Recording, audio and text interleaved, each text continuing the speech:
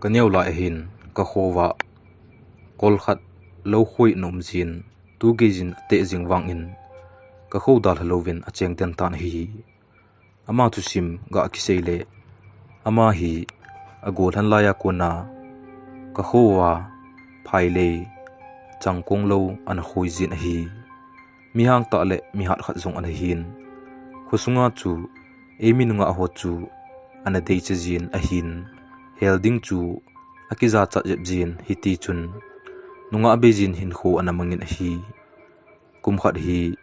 hausete lo khoi tan hi le ni khat hi ni selum jong thum ki guta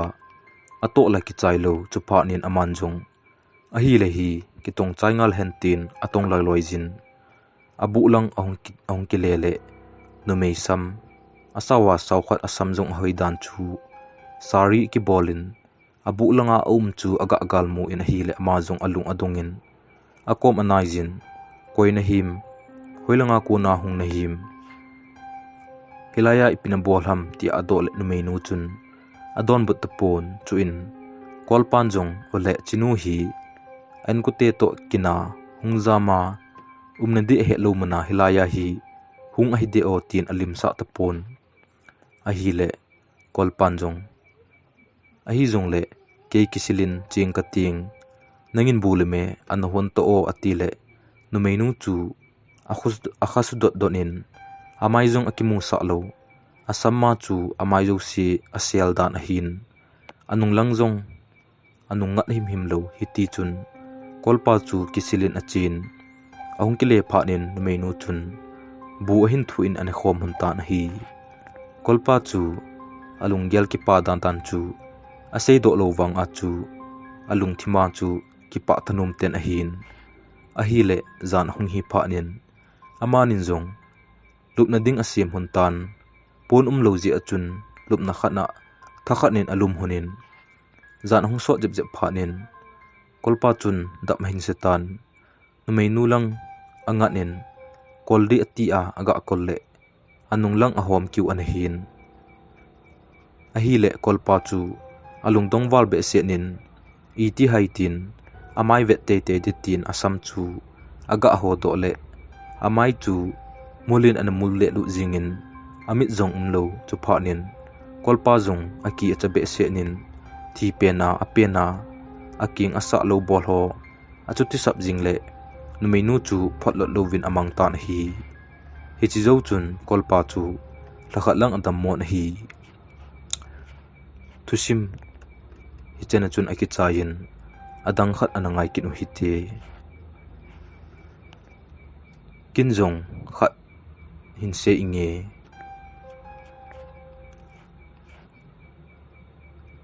akipat na hi 2017 January date 3 ni hla chu hi zana kai mu thei te pon a khon nan ka thovin TV ka ven hi le minute level zoin chapang khat ahung ka me hoila naw sian ka tin kalim sa poi pha chom khat zovin lai hung thin ki jong lim sa lovin tona ka ki zemin hi le gari khat ahungin kaleitul uwa akinga in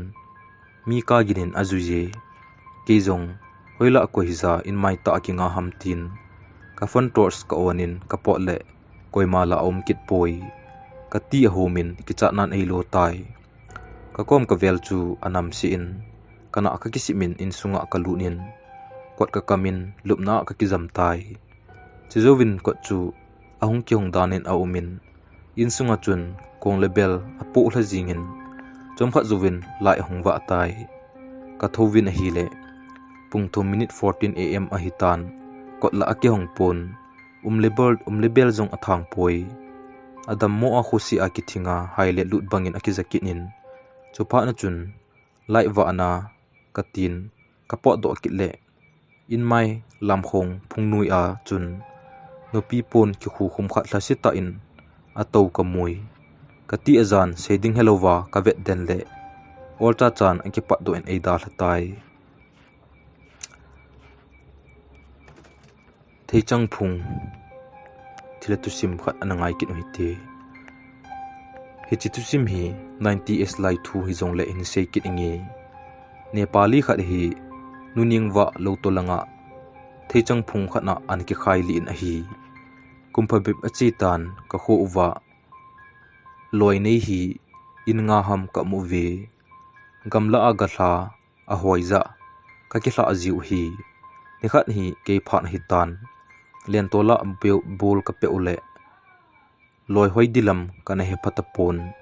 nithla lang pungli vel a hin paulinin na phat na ke lo hitam 18 a hi le ka king dot jinge chelo the a hi lo jin go phel le marbor ka kila in lo lang ka zun tai loi ho chu anu achal anu agoma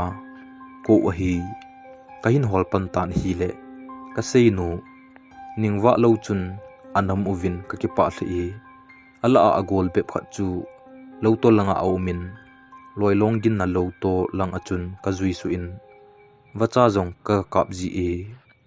ka chi su su le theichang phung chu ka phatan ka avet le loi chu ka mutai hoi hoi ka tien songa ka sele e hin ven hampa chu anekin in eidon poi kalung a hangin a hol ni hi le ka tin go phela ka kap le izin jong atipoi ka kumsuin ana khawwa ka tu in kahin kai tai theichang phung kain pha gu hlon pha nin adingin iti ka kisen wangin achat ta poi hola ajingutan kalung agim the e hichun phule halloween loi chu ahun ki zemin koi hoimala ame etungin azam tai kalung jong dong ka ti jong zata hichun nepali pau tabang e pau tabang che melmulin mi ke ho ka za in ke kom lang chu ahin nai tul tan hi le ke jong ka ki achatan ka hungjam le ka ki sep thlun hichun ka chat thei be se tapon hi ka zo chanin ti japumin ka hungin hi le husan chun e hin zui in hichun mehlei pawwa thing senin iroi asida leje lao tin ahung ki seje che po leng kamai kha de dan hi nuning wa lo chu lo chil hin hampa apha in man chep jong adim se ne hitia thu ki se to ka ki chat to loi ho jong don to lovin in langa kongjam tho tan hi le khosa nga abung ka pha hin songpe chunga mi khat na to kin in kin jong koi ham tin go phela kom chu ka kap le iti ka hoilang ge ham kamuman ta poi athi to takhat ka hitan kho helowa ko umin ka hung kha le paulen te in an hi in athum dan chu ka se le he kate kolpa ki khaili namun chu an hi dan hi theichang phung chunga chu kana din jing dan hi hichikal chu loi chin di him ka ngap cha tapon ka ki surrender jing a hitai Thusim aki chai tai Thusim hi mi chom thilto a kahin la le hin sikhil sewal omale ngaidam kain thoma se ngai nom ule like share subscribe ne bor pikit vo lungsiat ten